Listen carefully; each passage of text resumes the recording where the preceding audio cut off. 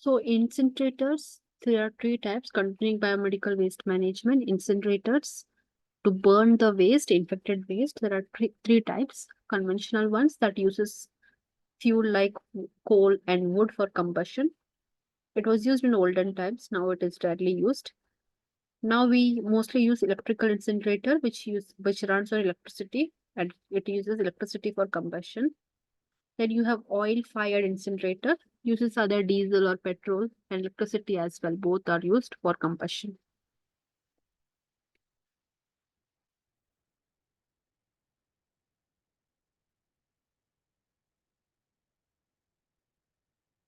Then the disposal of waste. Mechanical methods, you have compaction, grinding, shredding, pulverization, irradiation. Okay, these are the mechanical methods of getting rid of the biomedical waste. Disposal of waste, you have landfills, trench method, ramp method, area method. These are the different types of methods of landfills. That is not important to go in detail what kind of methods these are, what exactly is done. There are landfills, you will use pits as well. Composting is also done. Okay, if it is a non-recyclable waste, or it's a it's a waste that can undergo decomposition, we take composting. We use the composting method. Okay, one second.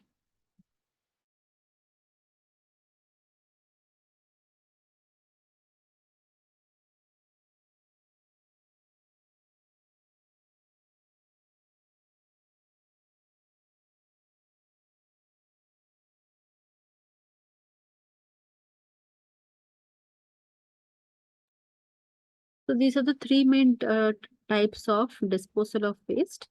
Landfills using pest or composting. Decomposable waste, we will do composting, kitchen waste and all. So in composting also, you have this Nadep composting method, which I have shown in on the image here, the top one, that is the Nadep composting. This method was originated, that it was discovered by a farmer. His name is Narayan Dev. So Nadev comes from that. Narayan Ditau Pandari Pandey, that is Nadev.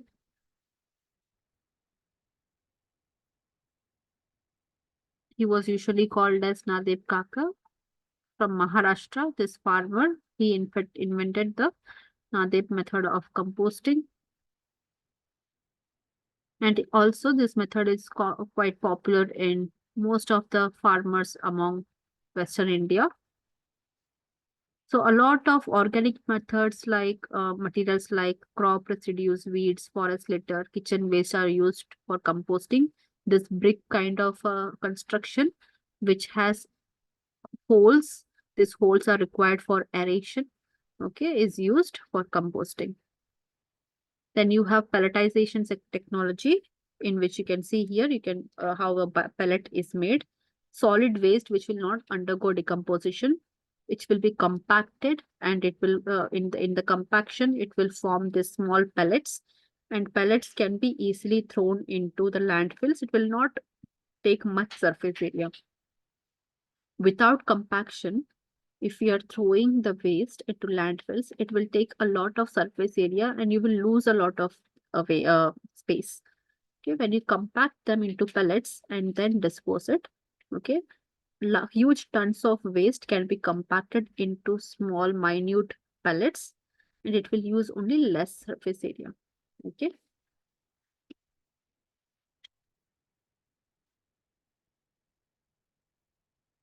Then you have biopress manure. Okay, this is the biopress manure. It is a manure making equipment that runs on electricity. Okay, and all the compostable items will be put into this. It will churn the manure and it will release it into the nearby farm or garden area. Okay. Then you have pyrolysis. Pyrolysis is a way of burning the waste, but how it is different from normal burning? In pyrolysis, we don't use oxygen. Okay, burning the waste without oxygen. Why? Because it leads to a formation of methane gas, or other gases are formed, which can be used. Okay, which can be used as a fuel. Okay, so that is plasma pyrolysis. You can see here the plasma pyrolysis torch will burn the waste. The residue will go into the slurry. Okay, and the gases that is produced will be used for fueling purposes.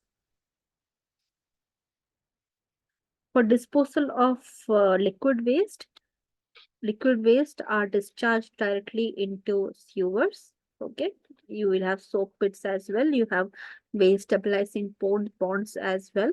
Okay, so all your liquid waste will be disposed there. These are the waste stabilizing ponds, where this is the wash basin. From wash basin, the wastewater will get collected in the stabilizing pond. In the stabilizing pond, it stays here for half an hour or 45 minutes. It gets because disinfectants are present here in the stabilizing pond. From this container, disinfectants will be released. Okay, and they will work with the infected water or infected liquid water. Disinfection process will take place in the stabilizing ponds, and then disinfected liquid waste will be pushed into the slurry or into the drainage. Coming to the managerial issues and policies which we follow.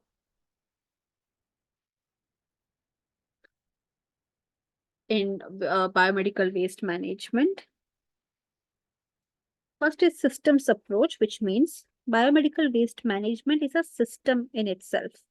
Okay, and each step like generation and segregation, transportation and storage. Okay, we had gone through these steps, right?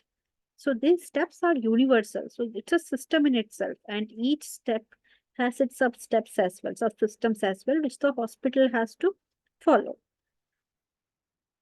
Okay, like steps like waste generation, segregation, collection of and waste treatment. Okay, so we have to follow a system separate approach. We can't jump into step 5 directly from step 1. Step by step, it has to be followed, and everyone has to follow this system in the same approach. Okay. Next, next is your human resource development. This system will collapse if you do not have well-trained biomedical waste handlers or well-trained or skilled staff who knows the reason and the reasoning behind biomedical waste management. So you have to develop your human resources, skilled technicians, staffs, and skilled waste handlers. They have to be educated in this field of waste management as well. They have to be aware of, if they don't follow proper waste management, what could happen, what could go wrong. They should be aware of that as well.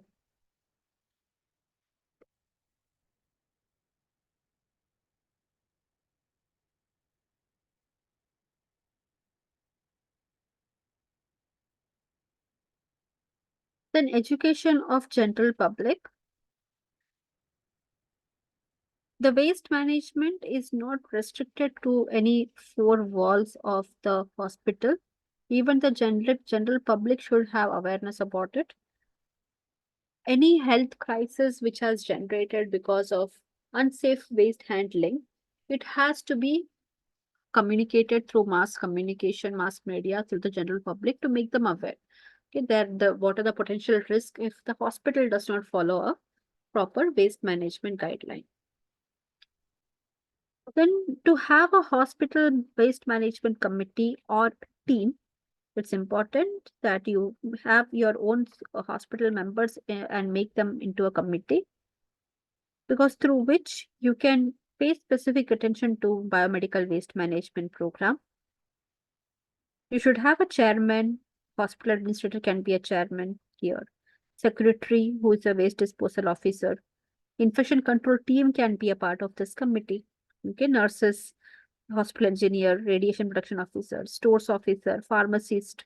Okay, they all can be a part of this hospital waste management committee. Then biomedical waste manual. Each and every department in the hospital, wherever biomedical waste is generated, you will have a waste manual. Okay, based on the most recent amendments that the Pollution Control Board have made in the biomedical waste handling. So the most recently one that is updated by the government as well, that has to be put in the biomedical waste management manual.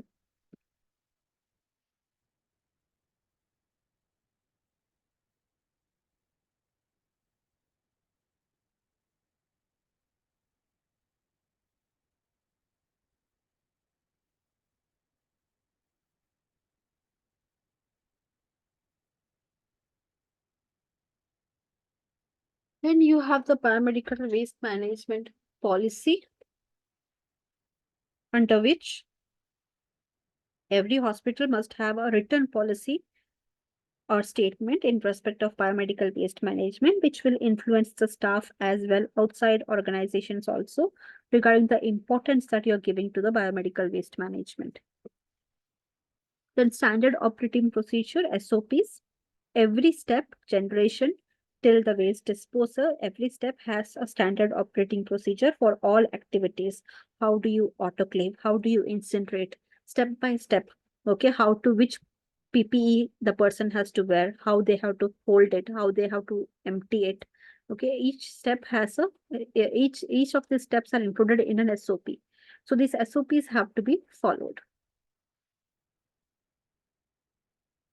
Implementation of biomedical waste management program. Stage 1, stage 2, stage 3. There are 3 stages. Stage 1, make sure you have equipments installed, identify who is the officer, conduct survey, make sure where you will keep the equipment, autoclaves for waste management. Okay, what materials and supplies you will require, and install the equipment. In stage 2, you have to get the you have to make sure to pass on the information to the waste generating areas. How do you reduce the waste? Okay, by using less materials, by opting for recycling. Okay, which all can be recycled. You have to recycle those things. Okay, in stage 3, always keep training your staff, keep developing your staff's knowledge and skills. And these are the basic implementation that you have to follow in a biomedical waste management program. Then social responsibility. It is the responsibility of the hospital to protect the health of the people within the hospital as well as the people outside the society as well. To educate them as well who are at risk. It is a responsibility of the hospital. So do your due diligence has to be done here. Public health responsibility, the same applies here. Since it's a social responsibility, it's also a public health responsibility, specifically a public health responsibility of the hospital.